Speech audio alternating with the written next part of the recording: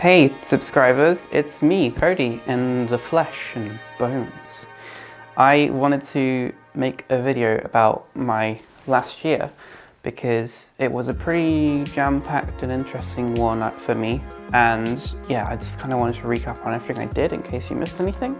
And also I wanted to talk about this year, 2023, and what I plan to do because I want to keep the ball rolling. I have more plans and I want to make more cool stuff. So, from the top, at the beginning of 2022, I was working on Mine Online, just fixing some bugs with it. For those who don't know, Mine Online is a launcher for older versions of Minecraft, which I started making in, I think, May of 2020. Minecraft's been a thing since like 2009, but if you want to play 2009 Minecraft, it doesn't really run so well on modern machines in 2023. So like there's some pretty big issues, like some versions don't open at all. Most versions open but don't have any sound. So yeah, lots of things for me to fix. In 2022, I was mainly focusing on two issues. The first one was that Minecraft's login system was being moved to Microsoft. So you logged in with your Microsoft account instead of your Minecraft account. And then after that, there were some issues with Apple Silicon devices, M1, M2 Macs, which had been a thing for a while. So the new Macs, the new Apple Silicon chips, they are ARM-based instead of Intel, which means a lot of games, programs, applications have had to be recompiled for support on M1, M2 devices, Minecraft included. The community had already done some of this. Minecraft's Java-based, you may know, which means that it tends to run on any machine as long as there's a Java virtual machine available. However, Minecraft does use a native game library called Lightweight Java Game Library, LWJGL, and that had to be recompiled for M1, M2 devices, and fans had done that, but there were some issues with it. The biggest issue was that red and blue were swapped. So you would go out and look into the blood red ocean or bluestone instead of redstone. So yeah, that's been a pretty big issue. It's taken a lot of time to properly fix, mainly because I didn't want to go and recompile all this native stuff myself. I kind of time boxed it. I didn't want to invest a massive amount of time into this project. So I tried to fix it on the Java side, and I did, but it took a few tries. But yeah, all good now. Mine Online is a project I'm really proud of. I kind of focused on making it efficient and also really easy to use. The UI is mostly based off of Minecraft, because if you know how to play Minecraft, you will now know how to use Mine Online, right? Like it's all the same. It's very much like, there's a lot of launchers out there that do some of these things that like, they feel like the advanced settings, but in this it's very much like you just pick it up and play and you should be good. So if you do want to revisit the past, relive some old memories, you can download it. I'll put a link in the description, and there are still a bunch of servers going today, and there's a built-in server list. So yeah, check it out, it should be fun. After working on Mine Online for a bit, I went back to an old project. In 2015, a game called Halo Online leaked, a PC game for the Russian market, and it was running it was like a branch of the Halo 3 ODST engine on PC. And this was before those games were officially released to PC through the Master Chief Collection. So myself and a bunch of other people had started to use this code to try to port Halo 3 to PC. And after that, we got told to stop by Microsoft, and then they did it themselves, which is fair. Like, we got what we wanted. But I had spent years working on this game that had now been cancelled and abandoned. As a bit of a send-off, I decided to make one last mod to really test myself. And what I did was I ported the Headhunter game mode from Halo Reach into Halo Online, or effectively Halo 3. Headhunter, it's like a party game mode.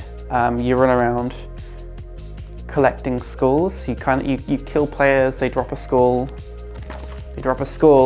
then you're carrying their skull. If someone kills you, you drop that skull and another one for yourself. You take these skulls and you run them into a zone, like a hill on the map. It gets pretty chaotic because if a player's looking around and they can see someone who has no skulls and then they see someone who has one skull, they're obviously going to go for the person with one skull because if they kill them, they get that skull as well. So you end up with people running around with like the number 10 above their head, or a little icon indicating they've got loads of skulls. And they're suddenly the target of everyone and they're trying to run to this hill to score all those points. Yeah, it's pretty chaotic, it's good fun, and I wanted to port it to Halo Online, so I did. I did this in like 2017, 2018, but at the time I was working on an old Intel MacBook, and Halo Online was, well, it's a Windows like PC game, and it's also not very optimized. So running it on not the best hardware and running it on macOS wasn't great. It was very low frame rate and resolution, and like running at lowest graphics. And all I could do was record a proof of concept video, so I did at the time, but it was very janky, and I didn't really get to experience it. Like I didn't get to play this mod properly. So it had been on the back of my mind for years, and I finally came back around to doing it last year. There was some like finishing touches I had to do, like adding some of the sounds for the game mode. Got the old team back together, played it a bit, put some videos on my YouTube channel. It was great fun. I probably won't release the mod because it's such a niche thing. It's a mod for an old cancelled game years ago, but if people really want it, then I can. But to be honest, more just experiencing it was a lot of fun and something I'd wanted to do for a while. But getting kind of back connected with these old Halo modders, I found out that the servers for Halo 3 on the Xbox 360 had been shut down, and I couldn't stand for that.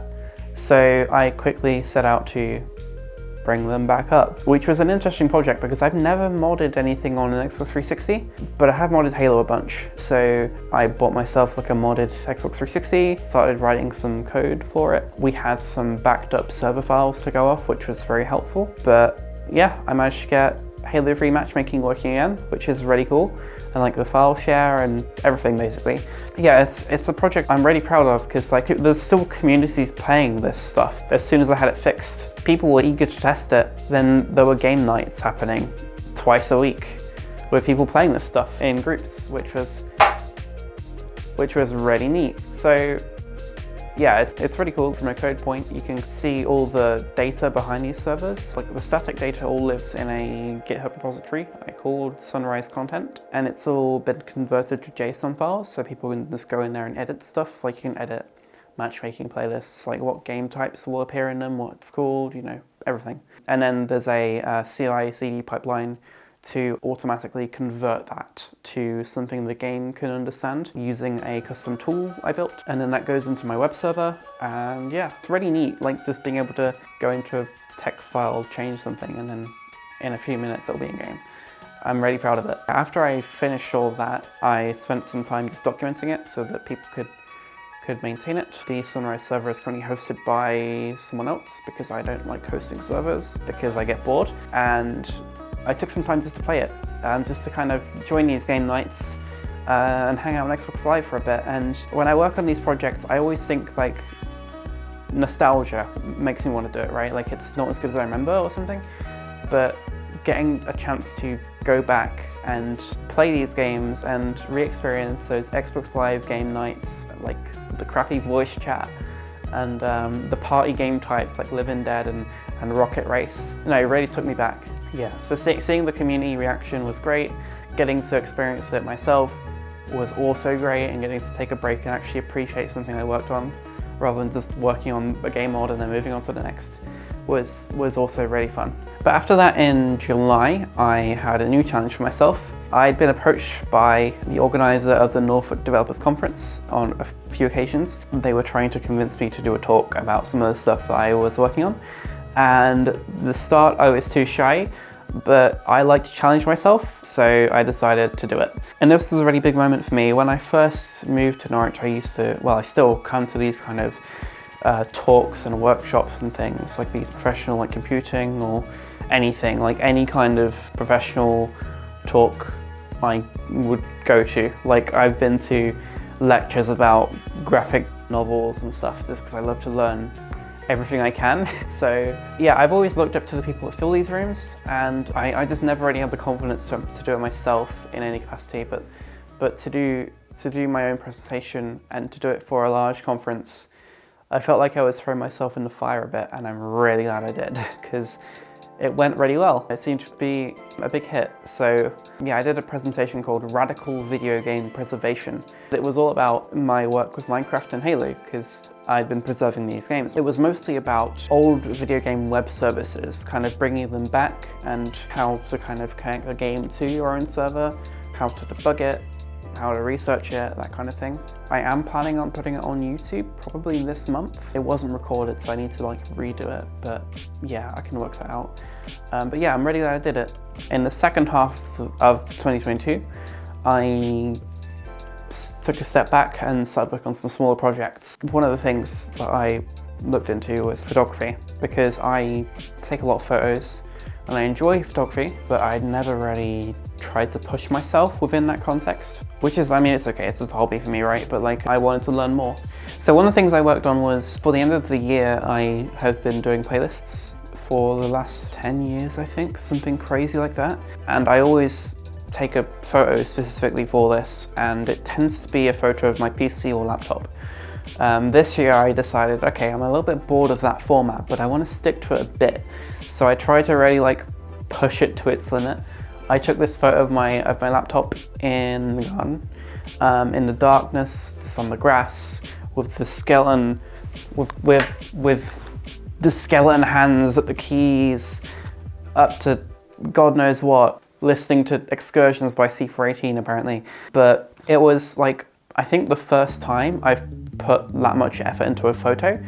I spent the entire night shooting it. I tried out different lighting and stuff, and had some different ideas for props and locations and whatnot, but it was very cold. I was shooting it like, I think, days before the snow came. But yeah, it's like, I put a lot of time into that photo, and then I decided to try and edit it, which is the first time I've tried to edit any of my photos. Well, in that capacity, like, I downloaded Photoshop and tried to use it.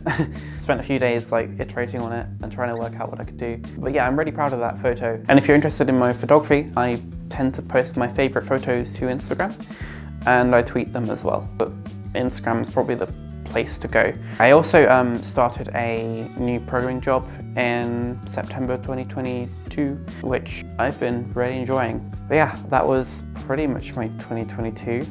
But let's get on to next year. So I haven't made music in a while, but I'm very eager to, and believe me, I've tried.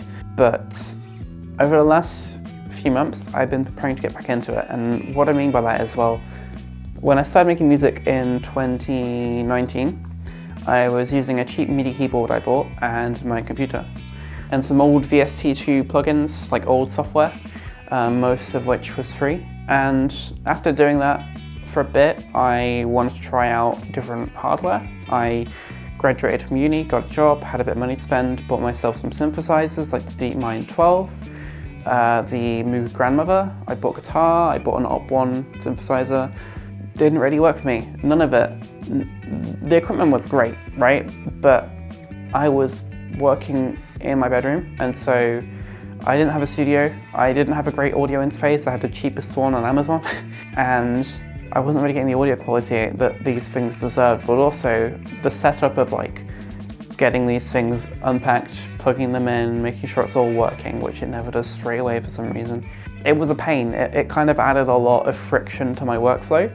And seeing as I don't have like massive chunks of time to do this, like I'm working around my job and the many other things I do, that kind of friction isn't something I have time for. Another problem I had was that all the VST2 plugins I started making music with, they're not really supported. They haven't been for a while. Yeah, I couldn't really keep relying on them. They're already very buggy, and I was running them through like Bridger software to get them working at all already. So I decided to sell the majority of my equipment. The only thing I kept was microphones, like my field recorder, because I do really like using that and will continue to. But yeah, I sold my synthesizers, and I used that money to buy myself a new laptop, and a pretty powerful one. I really like working on a laptop because I can work wherever I want to. So yeah, I bought myself a new laptop. I've been buying plugins, like new ones, and now I'm at a point where I can start making more music again. Yeah, so one of my goals for this year is to make at least one more single, ideally more than that. Another thing I want to work on this year is designing a game, probably like an RPG. I've never really spoken about it, but I have worked on a bunch of indie games over the years, mostly Halo stuff. But I mean, I've modded games a lot as well. I really like making video game music, and I feel like with my skills as a programmer, I have the kind of opportunity to make something quite unique. You know, I could comfortably make something that's genre bending, or write my own engine if I had to for something. But what I don't really know so much about is the narrative element, like writing stories. It's something I appreciate a lot, but I don't know much about. So I've given myself the whole year to study and do the game design process. My end of year goal is to have like a workable design that I can start to do like the first, like the early parts of implementation, whatever that looks like. But yeah, I'm going to spend the entire year just studying and figuring out, okay, what kind of game do I want to make, and putting a pitch together. That's going to be it. A couple of other things I'm doing this year. I'm currently learning Japanese. My goal is to complete all of the Duolingo Japanese units by the end of the year. There are 90, so that means 2 a week, I think. And I got a head start last year, so I'm already 5 in, and I've got to do 2 this week. So it's like, usually I'll do 1 by Thursday, 1 by Sunday. I'm a bit behind this week, but I'll do 2 today and tomorrow, Saturday and Sunday. I'm mostly doing that for fun, to be honest, but I mean, at some point I want to spend some time in Japan, so that would be useful. But this year I also want to visit Chicago and possibly some other places in America. I've never been to America. I've got some friends in Chicago. I probably would also want to spend a couple of days in New York and maybe even visit LA if I can. But yeah, that's pretty much my year. Anyway, that's what I've been up to, what I'm planning on doing next. If you want to hang out with me, I've recently created a Discord server, which is kind of a space where I talk about what I'm up to or like my interests. I'd love to see you there. Link will be in the description. But anyway, I love you. Peace and hair grease.